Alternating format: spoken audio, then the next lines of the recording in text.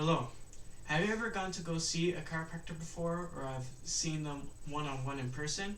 Well, I have an example of my tia who goes to go see a chiropractor because she has lupus, which is an ailment that or a disease that attacks your nervous system, and with her lupus, it actually hurts her joints. Therefore, she has to go see a chiropractor in order to help manage some of the pain in her joints. And what she doesn't know, like many others, is that chiropractic is actually considered a pseudoscience and by all means is an alternative medicine and not a real medical practice. Pretty crazy, right? And throughout my research and surveying through several sources, I have discovered why chiropractic is a pseudoscience, and I want to tell you today some of the what chiropractic is and why it's considered a pseudoscience and how it affects the medical practices and credibility of chiropractic. And as a little quick preview as to what we'll be looking over today, we're going to be searching what chiropractic is, why it's a pseudoscience, why people use it, and how it is still a pseudoscience even though people use it. To start off, we'll be looking through some of the history, dark and deep history, mind that, of chiropractic to gain a better understanding of what it is and how it affects its credibility and medical practices and whatnot.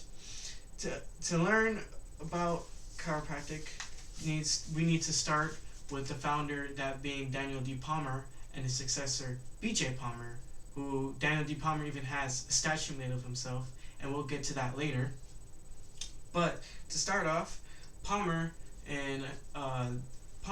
as stated in an article by NIH in 2019, is accredited as the founder of chiropractic and started the medical practice as spiritual healing and magnetic healing before transitioning to several different alternative medicines before landing on one, that being the body as a whole and healing of the body, which after he died was the rights of chiropractic was transferred over to his son B.J. Palmer.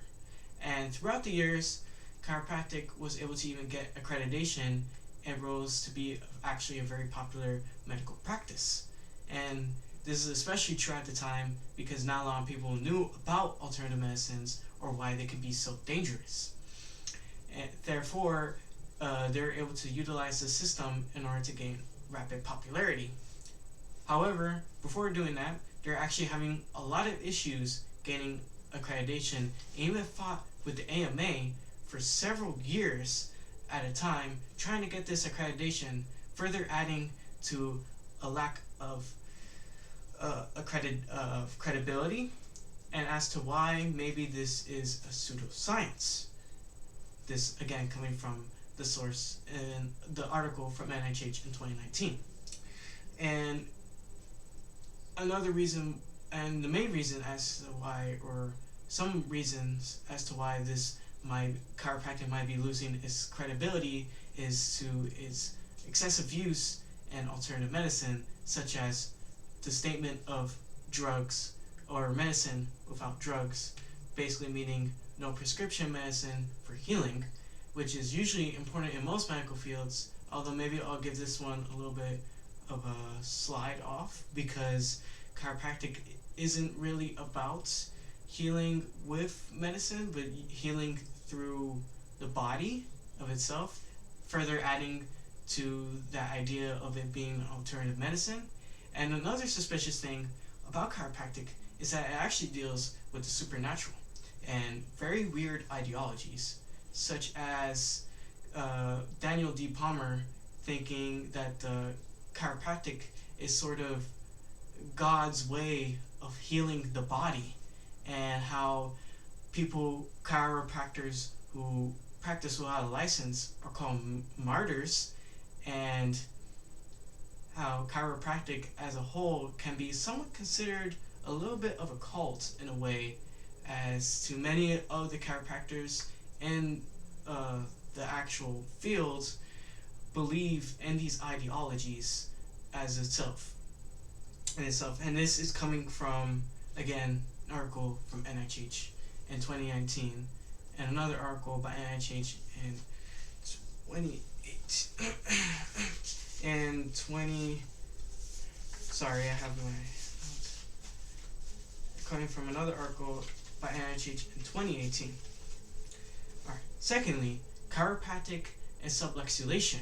Subluxation being the main reason as to why chiropractic is a pseudoscience. Subluxation as a whole just stands for dislocation of a disc in a region of usually your spine, but it could also be in other parts of your bodies where there could be discs, but mostly just the spine. And through this statement, chiropractors believe that subluxation is the cause for 95% of diseases in the world, at least according to a article by NIH in 2018, with them saying that subluxation causes impulses and signals from the body being blocked, and due to this prevents the body from curing diseases. Therefore, they think that by curing subluxation, they cure most of all diseases. And this can be seen by many chiropractic institutions and facilities throughout the region and across the world, as they believe that subluxation is the way to heal most diseases in the body, at least according to an article by Chiro and Manual Therapies, London Volume 26 and 2018. And so some of the thoughts on subluxation come from many medical professionals in fields with accreditations with like PhDs and MDs. A lot of medical professionals actually disapprove of chiropractic, at least in an article by The Guardian in 2005, which state that there's actually no scientific backing on any of the evidence that subluxation helps heal any really diseases that are not curable with chiropractic, which is very suspicious and auditing to me.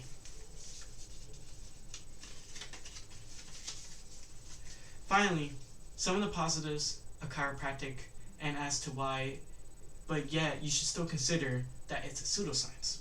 So some of the uses of chiropractic is for pain management, of course, at least according to an article by Healthline in 2022, which states how many people use it for lower back pain and also use it for pain management and curing of certain pains.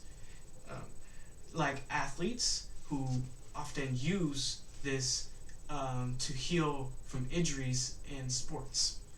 However, you should still reconsider using chiropractic because it's just as risky as getting treatment, and it's also has chiropractors that are not certified with a PhD, at least according to an article by the Time in 2017, and also is considered an alternative medicine, as stated before in the speech.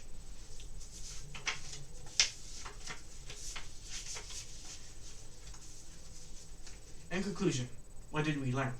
So we learned about the dark and deceptive history of chiropractic, why chiropractic is considered a pseudoscience, that means due to subluxation, and why chiropractic is even being used today, and why you should still reconsider using chiropractic.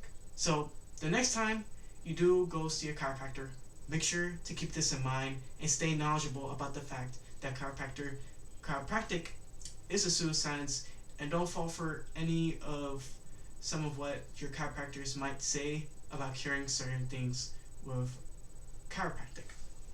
Thank you for listening, and have a great day. Goodbye.